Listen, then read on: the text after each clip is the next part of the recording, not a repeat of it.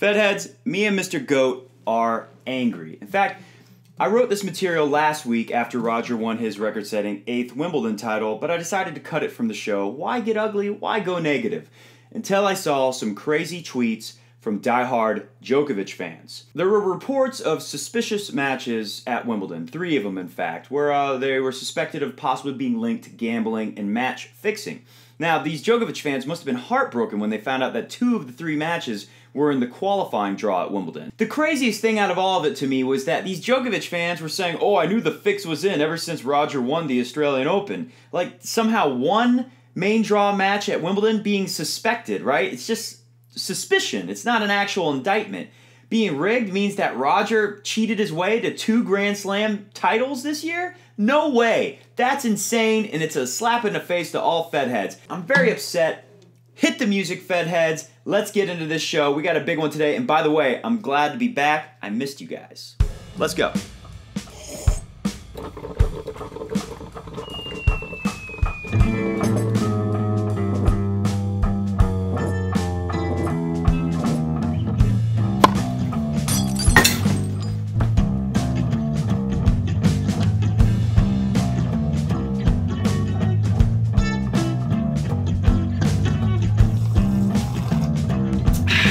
That's good.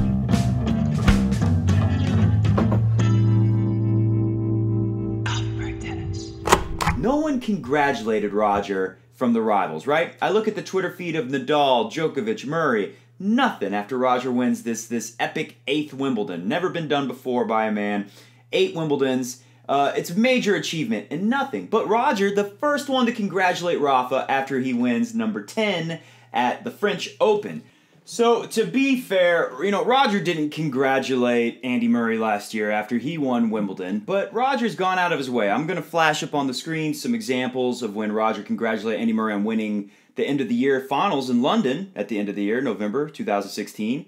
He congratulated Djokovic on a fantastic start to the year, and Murray finished in the year, so there, he killed 2 birds with 1 stone. He congratulated Nadal, of course, most recently, after he torched his buddy Stan, right? Roger's friend Stan got beaten straight sets in that final, yet Roger was still the first one to say congratulations. And then a great story, very recently, this last weekend, Andy Roddick goes into the Hall of Fame, and so does Kim Clijsters, and Roger is the first person to tweet it out and say that they are legends. In fact, Roddick said the first text message he got when he woke up that morning was from Roger. Pretty impressive stuff. What a class act. So my point in saying all this, I'm not saying all these guys need to congratulate each other. This is really not a big deal to me. In fact, I prefer the old days when Jimmy Connors is saying to John McEnroe, I'm going to follow you to the ends of the earth and defeat you. I think that's more fun for the fans. But my point is this, Roger is congratulating these guys, and he's being a class act and a good sport. And, the other guys, they don't have to do it back. But the fans, come on. Don't go out there and peddle conspiracy theories saying that Roger is somehow linked to match fixing or doping or anything like that when, we've been congratulating you guys for 5 years, right? Fedheads have waited since 2012 to see Roger win majors again. And we've been saying, oh, you're too good, Djokovic, too good, Murray. Congratulations to you guys for winning the tournament, whatever. So the least you can do, if you're not going to be respectful about it, don't go pushing these conspiracy theories, because Fedheads don't like it, and that's the last time I'm talking about that stuff on this show. Okay, so the next topic, this one doesn't anger me. It doesn't even annoy me. It mildly amuses me. It's kind of dumb, but it's Piers Morgan, all right? So you guys probably have heard by now that Piers Morgan was getting on to Marin Cilic about crying on one of the changeovers during the Wimbledon final. And the funny, ironic thing is that Piers Morgan has been crying himself to sleep for 4 years now. Is it 4 years? Mr. Goat, do you recall? God, Mr. Goat is going crazy. He's ready to eat. Come on up here, Goat man. Oh, don't get so squeaky on us. There you go. Look out the window. Laura will be home soon to feed you, buddy. He's very demanding with food. Anyways, Mr. Goat, how long has it been? About 4 years, 5 years since Piers Morgan had a show that was doing well? Or did it ever do well? I doubt it. But he's obviously been on this strategy of get attention anywhere you can by saying the craziest thing you can think of. And that's clearly what he was doing here. I don't think he knows very much about tennis. I do agree to some extent because, Cilic crying during the match is not a good look for our sport. It wasn't that long ago. I have plenty of memories.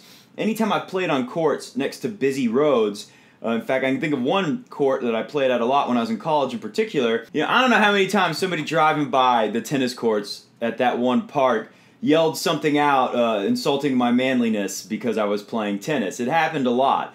But, so my point is that, we don't need Cilic crying during the match. It's one thing when Roger cries after the match. That shows a lot of heart. And I know Cilic was crying because he realized he wasn't going to be able to play at his highest level in such an important match.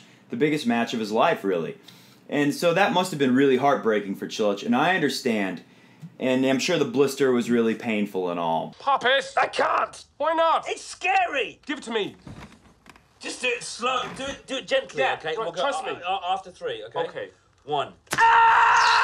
Not the best look for our sport. I prefer the way Roger does it when it's at the trophy ceremony. But, congratulations to Cilic anyways, and don't take it too hard. It was not a big deal. Piers Morgan, definitely don't worry about that guy. Like I said, he's been crying himself to sleep for years now. I doubt he knows anything about tennis anyways. But I don't know. Maybe he played. Maybe he's alright. Maybe he's got a good backhand. So let's talk about match fixing in tennis. It is an issue. Let me bring up this article and tell you guys about it a little bit. The Tennis Integrity Unit is currently investigating 3 Wimbledon matches and 1 French Open match for what BuzzFeed's John Templin reported as suspicious betting patterns. Of the Wimbledon matches in question, 2 of them occurred during the qualifiers, sorry Djokovic conspiracy theorist, and 1 during the main draw. The TIU Integrity Unit flagged these matches, but each alert is evidence of match fixing rather than an outright indictment. So what does that mean? There's no indictment. They haven't accused anyone of doing anything. There's just flagged matches that they think are suspicious. So why do we have this? I think it's 2 reasons. One, the pay is really low when you get to the minor league levels of tennis, right? The futures, the challengers, the qualifying draws at the bigger tournaments even, they pay a lot more. But you can be playing, say you're ranked 1,000 in the world, you got to play these things called futures tournaments. They're the bottom for minor league tennis. You make like $100 if you lose in the second round. I want to say, if you lose in the first round, I need to check. This has been a while. It's been at least a year since I looked at the prize money in these things, but it's like $50. It's 2 digits for people who lose early, if not 0. And if you win the whole thing, you get like $1,500. And that might sound like a lot to some people, like $1,500. That's pretty nice. But think about it, like, this is your only income if you're a minor league tennis player. You need to practice all the time. And honestly, a lot of these guys got teaching gigs on the side, teaching lessons just to survive, or they got rich parents they can live with, and then or wealthy enough parents. I'm sure they're not all rich. That's probably dumb to say. Anyways, but you got hopefully a lot of help from some family members, regardless of how much money they have, enough to help you out because it is tough. If you win these futures tournaments, you barely get any points. It's not like you get to go play the U.S. Open or Wimbledon after you won a futures. You still have a long, long road to go down before you can get into a big tournament and make any significant money.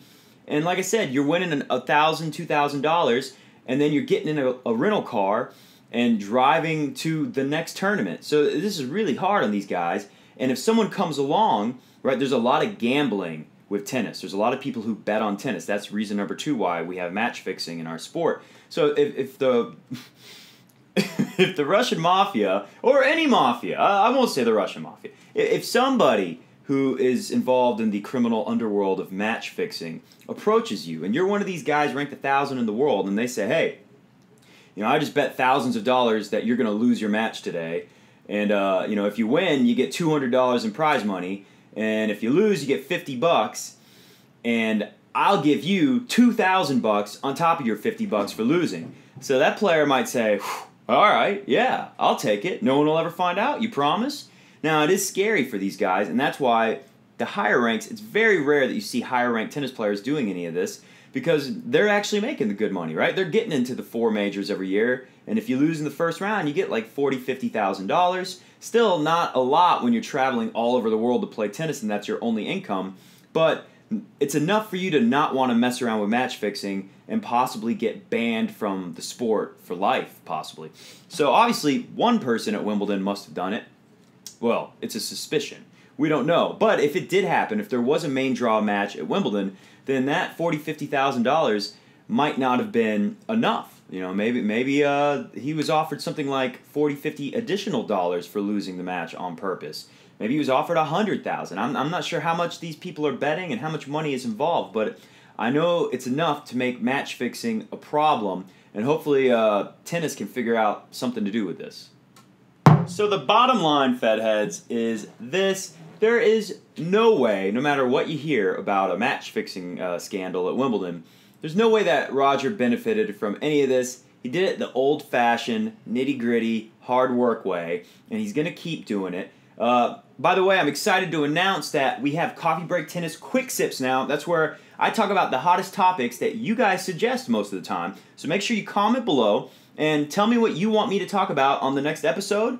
I'm going to still do main episodes like this one that are longer videos, but I'm also going to do every week at least 1 or 2 Coffee Break Tennis Quick Sips where I'm going to get it out in a few minutes or less. My goal is 90 seconds, but you guys know I love to talk a lot, so it might be tricky for me to do these things in 90 seconds. Like I said, comment below. Let me know what you want me to talk about in the main show. Let me know what a great 90-second, 2-3 minute max long quick sip topic would be. And don't forget to subscribe to the channel if you are a tennis player. We are Crunch Time Coaching, the tennis player's ultimate resource. We're here to help you get better at tennis. Make sure you subscribe to our channel and make sure that you watch every video we put out there, because we're here to help you be a better tennis player and have more fun out there on the court. Alright guys, that's about all the time for me this week. I will be back next week. In fact, we're going to be having shows every Monday night at 9 p.m. Unless I'm out on the road going to a tournament, we might change the schedule a little bit.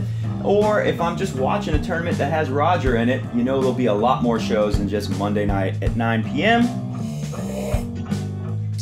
That's good, and it's very good to be back, Fed heads. You'll see a lot of me this week and next week and every week, and up until Roger Federer retires. Then I'll retire too. See you guys.